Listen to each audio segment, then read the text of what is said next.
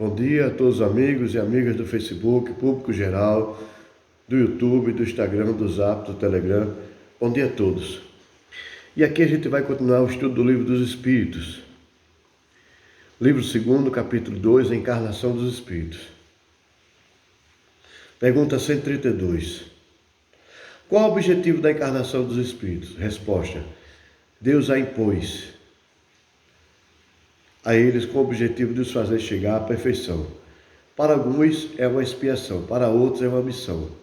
Todavia, para alcançar essa perfeição, deve suportar todas as vicissitudes da existência corporal. Nisto aqui está a expiação. A encarnação tem também outro objetivo, que é o de colocar o espírito em condições de suportar sua parte na obra da criação. Para realizá-la é que, em cada mundo, ele toma o aparelho em harmonia com a matéria essencial desse mundo, para executar aí, daquele ponto de vista, as ordens de Deus. De tal sorte que, concorrendo para a obra geral, ele próprio se adianta. Ou seja, a cada experiência terrena, o ser humano adianta em sua evolução espiritual. Nota de rodapé de Kardec.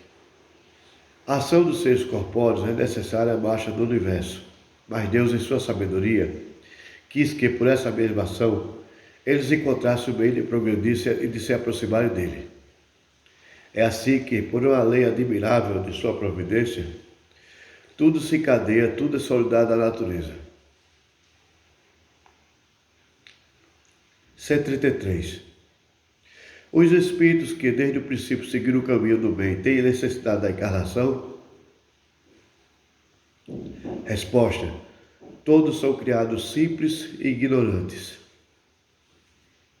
Instrui-se nas lutas e tribulações da vida corporal. Deus, que é justo, não poderia fazer alguns felizes, sem dificuldade, sem trabalho e, por conseguinte, sem mérito. Autoexplicativo. 133A. Mas então, de que servem os espíritos terem seguido o caminho do bem, se isso não os isenta das dificuldades da vida corporal? Resposta. Eles chegam mais depressa ao objetivo. Depois, as dificuldades da vida frequentemente são a consequência da imperfeição, são a consequência da imperfeição do espírito. Quanto menos tenha de imperfeições, menos tem de tormentos. Aquele que não é nem invejoso, nem ciumento, nem avarento, nem ambicioso, não terá os tormentos que nascem desses defeitos. Autoexplicativo. Da alma. 134. O que é a alma? O espírito encarnado. Autoexplicativo. 134A. Quem era a alma antes de se unir ao corpo? Espírito. Também autoexplicativo. 134B. As almas e os espíritos são, pois, identicamente a mesma coisa? Resposta: sim. As almas não são senão os espíritos. Vou continuar. Sim, as almas não são senão os espíritos, antes de se unir ao corpo. A alma é um dos seres inteligentes que povoam o mundo invisível e que revestem temporariamente o envoltório carnal, para se purificar e se esclarecer. Autoexplicativo. 135.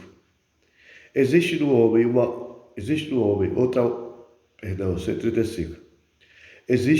outra coisa que a alma e o corpo? Resposta. Existe o laço que une a alma ao corpo, ou seja, é o perispírito. 135A. Qual é a natureza desse laço?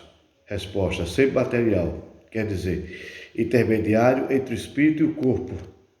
Ele é necessário para que possam se comunicar um com o outro. É por esse laço que o espírito atua sobre a matéria, e reciprocamente.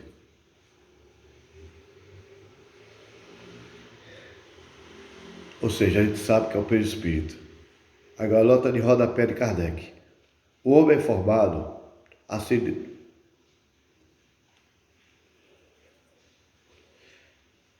Vamos à nota de rodapé de Kardec.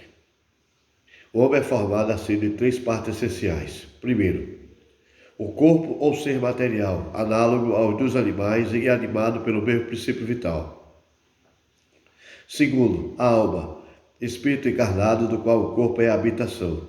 Terceiro, o princípio intermediário ou perispírito, substância semimaterial, que serve de primeiro envoltório ao espírito e une a alma e o corpo. Tais são no fruto germe, o perisperma e a casca. 136. A alma é independente do princípio vital? Resposta. O corpo não é senão o envoltório, repetimos-lo sem cessar. Autoexplicativo. 136A. O corpo pode existir sem a alma? Sim, todavia, Resposta. Sim, todavia, desde que o corpo cessa de viver, a alma o deixa. Antes do nascimento, não há ainda uma união definitiva entre a alma e o corpo. Enquanto que depois que essa união foi estabelecida, a morte do corpo rompe os laços que unem a alma, e a alma o deixa. A vida orgânica pode animar o corpo sem alma, mas a alma não pode habitar no corpo privado da vida orgânica.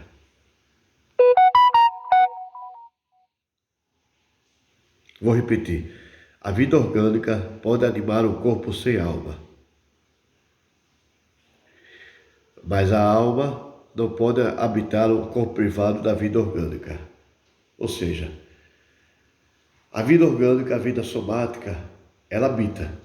No entanto, não tem a vida na questão de delimitação da condição espiritual. Mas a alma não pode habitar o corpo privado da vida orgânica, ou seja, a alma depende do corpo somático. 136A. Que seria o nosso corpo se não tivesse alma? Resposta. Massa de carne sem inteligência. Tudo que desejardes, menos o homem. Vou repetir. 136A. Que seria o nosso corpo se não tivesse alma? Massa de carne sem inteligência. Tudo que desejardes, menos o homem. 137.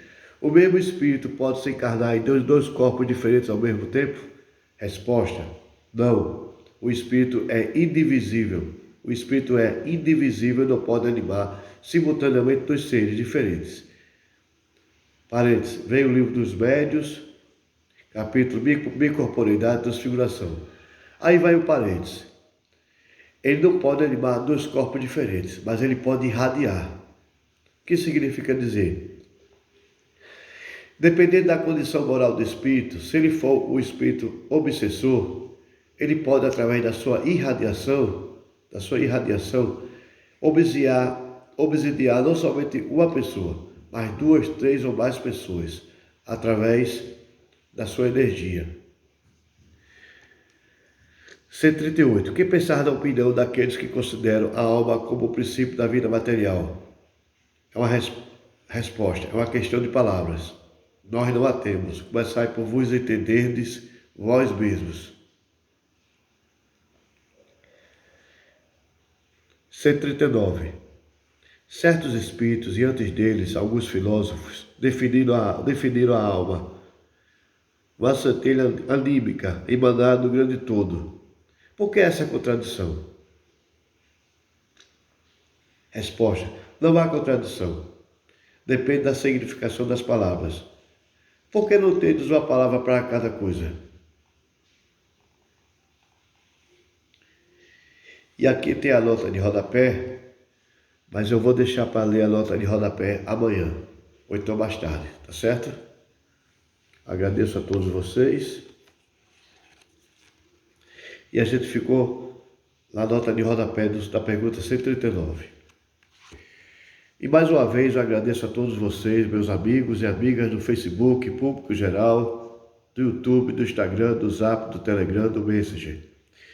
E que a gente possa, cada um de nós, compreender que a vida é bela. Dificuldades não existem. Empecilhos, muito menos. O que a gente precisa fazer é acreditar na vida. Acreditar que a vida é sempre bela.